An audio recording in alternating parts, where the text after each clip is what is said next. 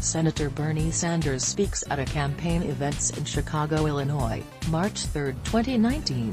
Joshua Lott / Reuters. No, really, you read that right. Again, Bernie Sanders is distinguishing himself from his Democratic colleagues on matters of character, confidence, and imagination. The Democratic Party has rejected offers from Fox News to host its primary debates.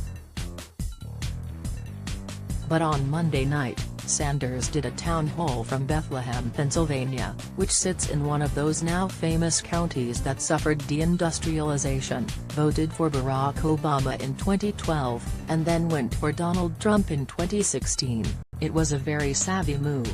It demonstrated Sanders's verve, a strong dash of political courage, and a presidential willingness to speak to audiences beyond his party's base. Republicans would be foolish to think he's a pushover. Advertisement. We should dwell on Sanders's decision to appear on Fox in this format. Your network doesn't have a lot of respect in my world, but I thought it was important, he told hosts Brett Baier and Martha McCallum of the event. And of course he's right, the media environment is entirely transformed from 20 or 30 years ago.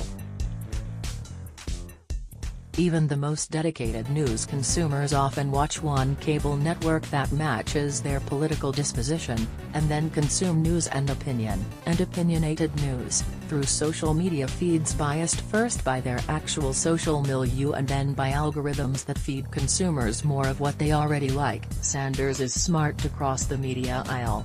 He also found ways to speak to his base and a Fox News audience at the same time.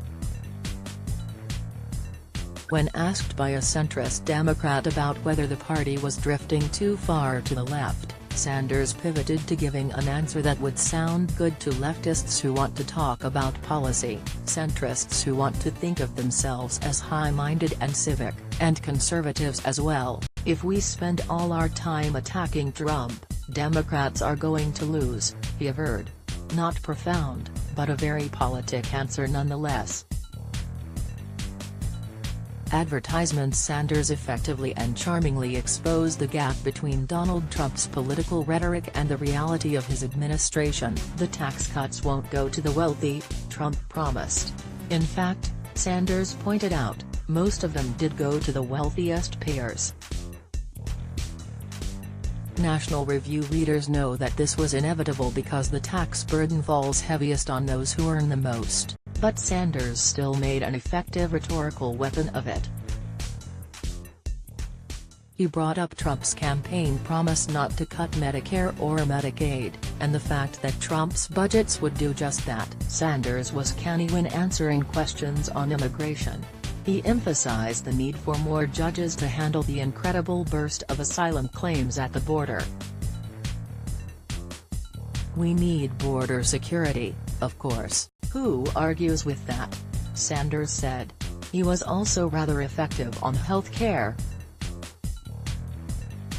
Baier pointed out that 180 million Americans have private insurance that would be cancelled by Sanders's plan. Sanders retorted that many Americans see their insurance plans change annually when their employers shop for new plans, or whenever their jobs change.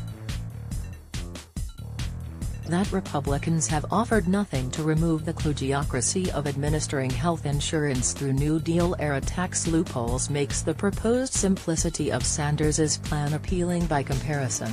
Advertisement. Sanders was also able to show off his blessedly ornery and old-school personality, which is a winner, I think. Challenged on his status as a one-percenter with a net worth in the seven figures, Sanders replied, "If anyone thinks I should apologize for writing a best-selling book, I'm sorry, I'm not going to do it." A non-apology that contains an apology. Bernie supporters have a lot to be excited about. Their candidate has not only moved his party on ideas, he's transformed himself from a prophetical voice of the left to presidential material. He has a message that is aimed perfectly at the states that Trump won narrowly in 2016 and that a Democrat needs to win back in 2020. His message discipline springs from the fundamental integrity of his convictions. He's formidable. Advertisement and, once again, his appearance on Fox distinguishes him from other Democrats and particularly from Hillary Clinton. Many Republicans who watch Fox News and consume populist media can get the distinct impression that Democrats are just waiting for them to die. That was what was so damaging about Hillary Clinton's basket of deplorables comment and her implication that Trump supporters will have no place in defining American life going forward. Sanders believes in his message so much, he wants to pitch it to you just before you settle in for Tucker Carlson tonight. That's to his credit.